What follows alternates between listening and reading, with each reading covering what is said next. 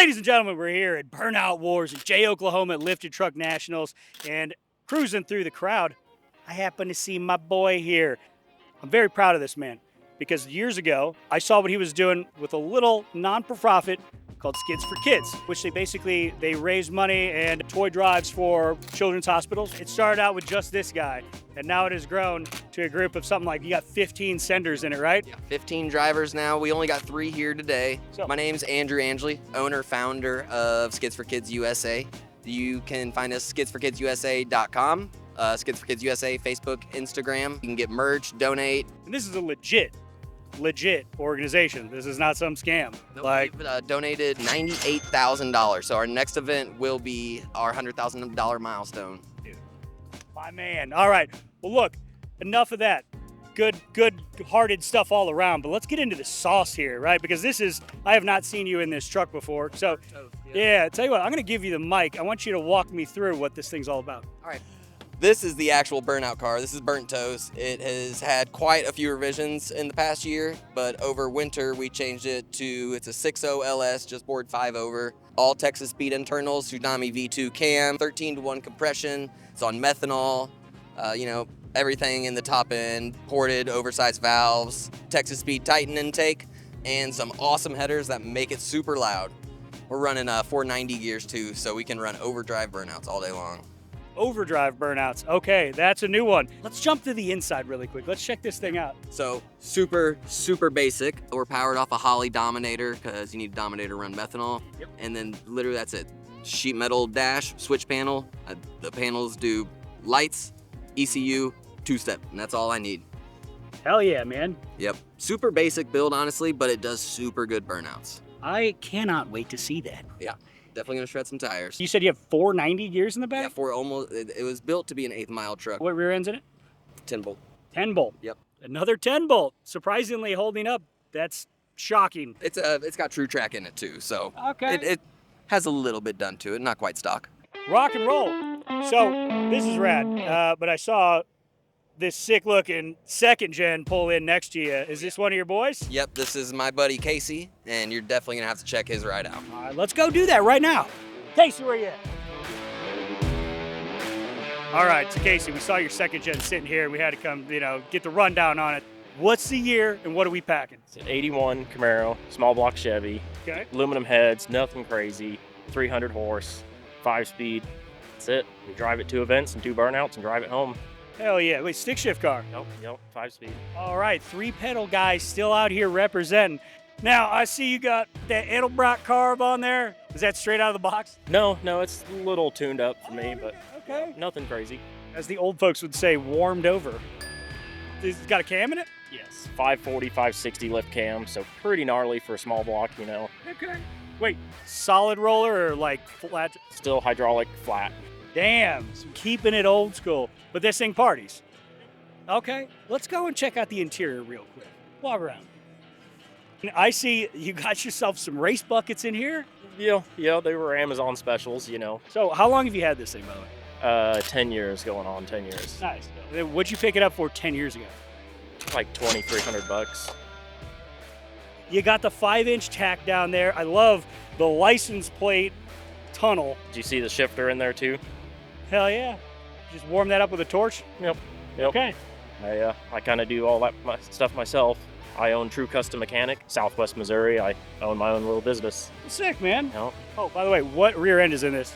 It's the stock 8.5, but it has like some true track parts and some quick performance axles. Nothing crazy. Yeah, but it holds up. Yep. Proving all the naysayers wrong. You don't need a 9-inch and everything. And we've put 10,000 miles on this car this year, just going to events and back. Hell yeah. You don't daily this, right? Oh, you do? Every single day. Hell yeah. It's a heater. There you go. Well, man, thank you for showing up and getting ready to show. I can't wait to see this thing party here. Now, there's one more car behind us. This is part of your crew, I'm assuming. This thing looks bad, so I want to check it out. I don't know what the hell it is, but it's got a blower. Sir, I'm going to need you to introduce yourself to the people and tell us what this is behind me.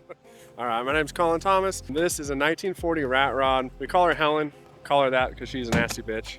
Helen, the nasty bitch. I love that. Look, man, I see a lot of spicy parts on here, so I think we should dive in. So, what's the power plant in this thing? Okay, so this is a 416 blown alcohol 871 engine. The short block was built over at Late Model Engines. The cylinder heads are some LS3 260s from Hooper Heads. I ran it on the engine dyno over there. Makes 1,100 horsepower. And how much boost is that? 10 pounds. Okay. Yeah, it's 13-1, so it's pretty spicy. We run it on methanol. It's got a nice dry sump on it. You gotta have a dry sump, so we use a Motion Raceworks pump, LME pan. So that's a pretty nice setup. The Burnout cars really should have dry sumps, in my opinion. So I'm right there with you. I did notice that you've got one of these Joe Blow crank supports. You got the external support on it. You didn't opt for the internal support like cam cover? No, just because over at LME we do have our own front cover for the fuel drive, so I wanted to support our stuff. And to be honest, I thought the external looked way cooler.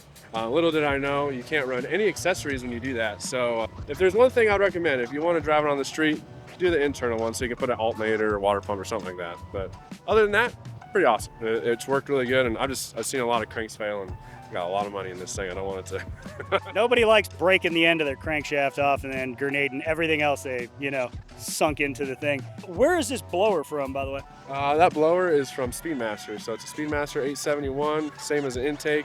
And the hat is over from Italy. So it's a big and ugly hat. It's a pretty spicy unit. Hell yeah. Are these 2.5-inch primaries? Those are 2.5-inch, yes. Look at these fucking hogs on this thing, man.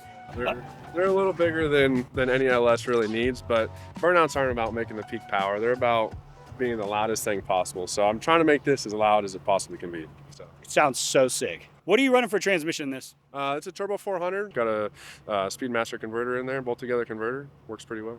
Really? Okay. Very cool. Let's go into your office here and check this thing out. You got a nice, comfortable aluminum Kirky sans pad. Yeah. Okay. I like the fact that you got the swing out door bars. Yeah. Roadside. Yeah, floorboard. Hell yeah, dude. Yeah, just don't tell the county about those, all right? Yeah. You got the B&M ratchet shifter there. Yeah, just a nice shifter in there. Just a manual valve body, so nothing crazy. Easy. Yeah. Love it. And then what rear end you running? 4 9-inch. Yep. It's also got another Speedmaster third member in there. So. And let's go back here really. I want to check this out. So you got fuel cell, I'm guessing breather box. Yeah, so that's the breather for the dry sump, and then that's a separate breather for the engine itself. So I got 2 breather boxes just to try and make sure the engine ventilates as well as it can. Yeah. A 20-gallon fuel cell, we burn about 12 gallons of methanol per run, so it's a lot. Damn. 12 gallons of methanol per run. Absolutely sending it. The boys at LME do a really good job. So, you know what? I think you're in really good hands with that. And I see why you don't want to be breaking a crank. No, it's expensive. But no, everything's been working really well. So far, ran the season with no major issues. Dude, I appreciate you coming out. I can't wait to see this thing sending it out there. I think we need to kick this off, though, with some cold starts. Silencer cold start, baby. Let's go.